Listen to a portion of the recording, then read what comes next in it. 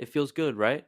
That blue light hitting your face at midnight, the warmth of the blanket, the total silence of the world outside while you drift through a feed of things that do not matter. You tell yourself you've earned this. You had a long day. You're just decompressing. It is the only time of day when no one wants anything from you. It is safe. It is comfortable.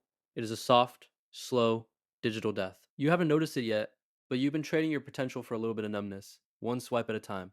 If you go on the internet, people will tell you this is normal. They call it rotting or bed rotting, like it is some cute aesthetic.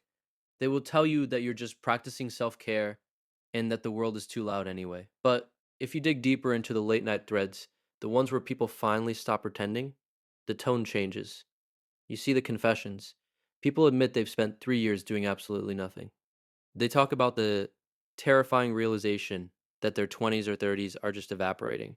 They watch their old friends on social media getting promoted, traveling, or falling in love, and they feel like they are watching a movie they were not invited to act in. You are sitting there in the same room with the same pile of clothes in the corner, eating the same takeout, wondering where the time went. You tell yourself you will start tomorrow, but tomorrow is just today with a different name. You're stuck in a loop that feels like a hug, but acts like a cage. You are watching the best years of your life flicker out like a dying bulb, and the worst part is that you're too tired to even care. The truth is darker than just being lazy. You are losing the ability to be a person. You have become a professional consumer. Your brain does not even belong to you anymore. You have outsourced your curiosity and your drive to an algorithm that knows exactly which buttons to press to keep you paralyzed. You aren't thinking your own thoughts. You are just reacting to a stream of garbage designed to keep you from looking at your own life. You are a ghost in your own house. If you died tonight, your search history would be the only evidence you were ever here. It is a hollow way to exist. You are not a human being anymore. You are a data point for a corporation that profits off your stagnation.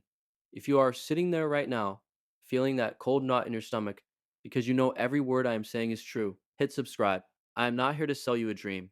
I am here to be the voice that wakes you up before another 3 years vanish. We are going to break this cycle together because you cannot do it alone anymore. This is your lifeline. Take it and let us move. You probably think you are uniquely broken. You think you lack discipline or that you were born without the drive that other people have. That is a lie. Your brain is actually working perfectly. It is doing exactly what it was evolved to do, which is to find the most reward for the least amount of effort.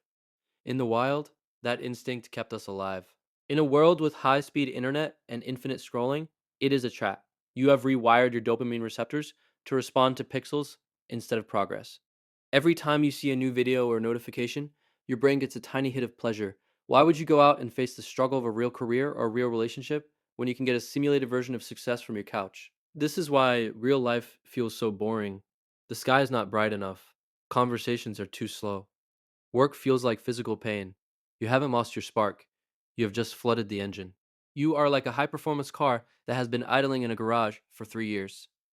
The parts are all there, but they are starting to rust from lack of use. It is not about willpower, it is about biology. You have built a cage out of comfort, and now you are wondering why you cannot fly. You are not a failure. You are just a victim of a system that is designed to keep you sedated and predictable. The world wants you exactly where you are, quiet, scrolling, and profitable.